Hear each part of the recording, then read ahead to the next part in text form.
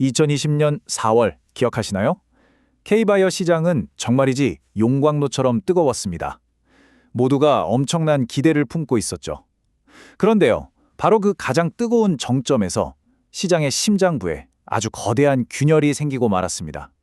오늘 저와 함께 갑작스럽게 모든 걸 집어삼켰던 이 거대한 붕괴의 미스터리, 그 속을 한번 제대로 들여다보겠습니다. 한때 모두가 열광했던 그 이름, 코스닥의 왕자까지 올랐던 기업이었죠. 그런데 어떻게 단 이틀 만에 이런 일이 일어날 수 있었을까요? 바로 이 질문이 오늘 우리가 파헤쳐볼 미스터리의 핵심입니다. 자, 지금부터 그 이론을 하나하나 따져보시죠.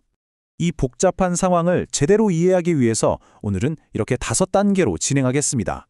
먼저 이 모든 사건의 배경이 된 시장의 뜨거운 분위기부터 살펴볼 거고요. 그리고 폭풍의 눈이었던 문제의 기업을 현미경으로 들여다볼 겁니다.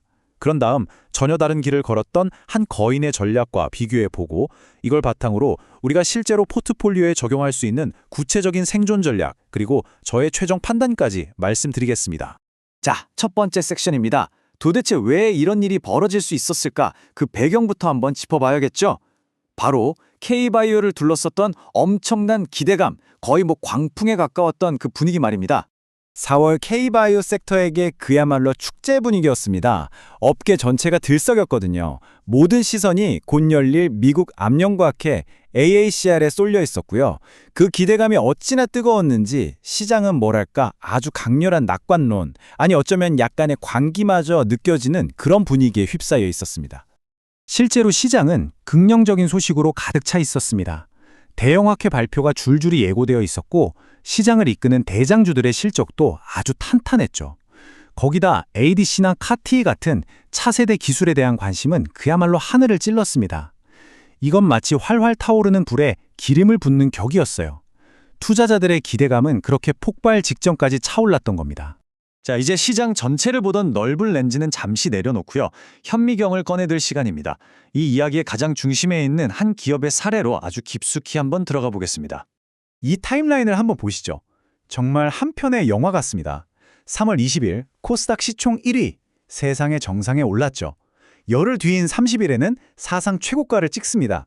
그리고 바로 다음 날 하한가, 신뢰가 무너지는 데는 정말 단 하루면 충분했습니다.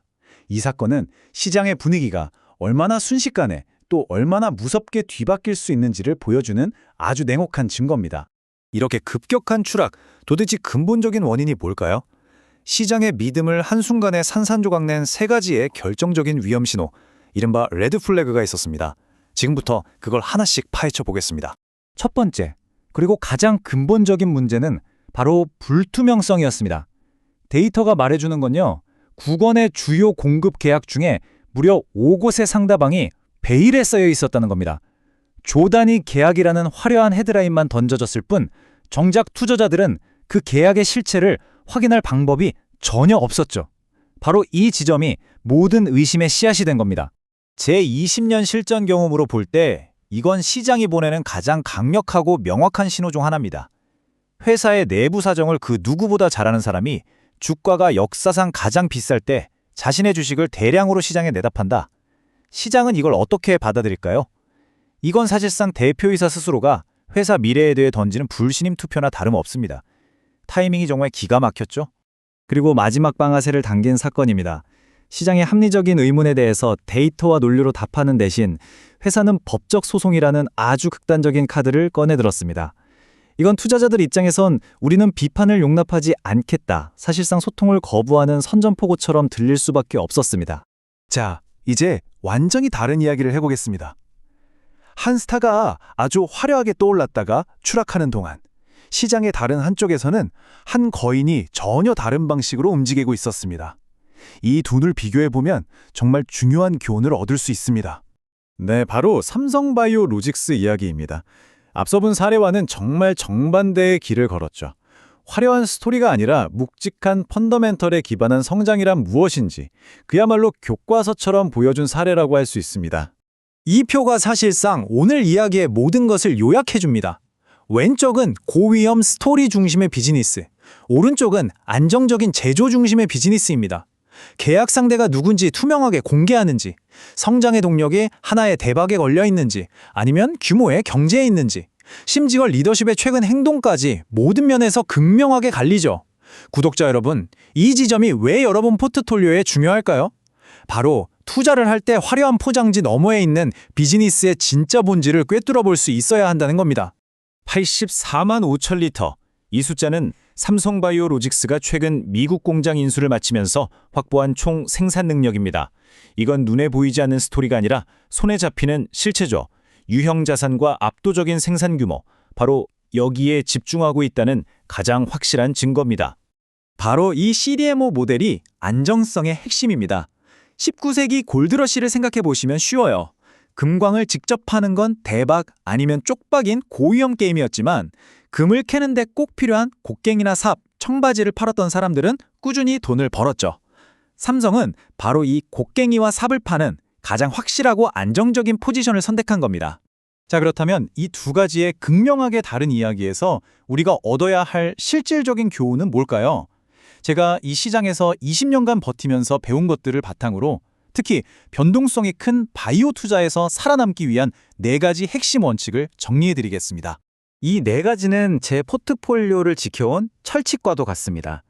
특히 4번, 이게 핵심 중에 핵심입니다. 세상을 바꿀 것 같은 화려한 스토리에 혹하는 게 아니라 실제로 이 회사가 어떻게 그리고 꾸준히 돈을 벌 수 있는가, 그 비즈니스 모델 자체를 냉철하게 분석하는 능력, 이것이 장기적인 생존을 결정합니다. 이제 모든 분석을 종합해서요, 앞으로의 시장에 대한 저의 명확한 입장과 구체적인 실행 계획을 말씀드릴 차례입니다. 저는 앞으로의 시장을 이렇게 3가지 시나리오로 보고 각각의 가능성에 무게를 두고 있습니다. 가장 확률이 높다고 보는 건 역시 옥석 가르기 장세의 본격화입니다. 이번 사태를 계기로 시장이 한번 크게 배웠고 이제 투자자들은 기업의 겉모습이 아니라 그 본질을 훨씬 더 꼼꼼하게 들여다보게 될 거라는 거죠. 따라서 저의 최종 스탠스는 명확합니다. 신중한 보유, 그리고 퀄리티 중심으로의 포트폴리오 압축입니다. 지금은 불확실한 대박 스토리에 베팅하기보다는 삼성바이오로직스처럼 투명하고 이미 시장에서 검증된 사업 모델을 가진 기업으로 힘을 모아야 할 때라고 생각합니다. 우리가 항상 마음속에 새겨야 할 투자 철학입니다. 미래를 족집게처럼 맞추려는 노력보다 훨씬 더 중요한 건 어떤 예상치 못한 상황이 닥치더라도 내 소중한 자산을 지키고 끝까지 살아남을 수 있도록 미리 대응 전략을 세워두는 겁니다. 오늘 분석을 마치면서 마지막 질문을 하나 던지겠습니다. 지금 여러분의 포트폴리오를 한번 열어보시죠. 그리고 오늘 우리가 함께 살펴본 이 투명성, 오너 리스크, 그리고 비즈니스 모델의 본질이라는 3,000당 테스트의 기준으로 내가 가진 종목들을 냉정하게 한번 평가해 보시기 바랍니다. 한번 생각해 보실까요?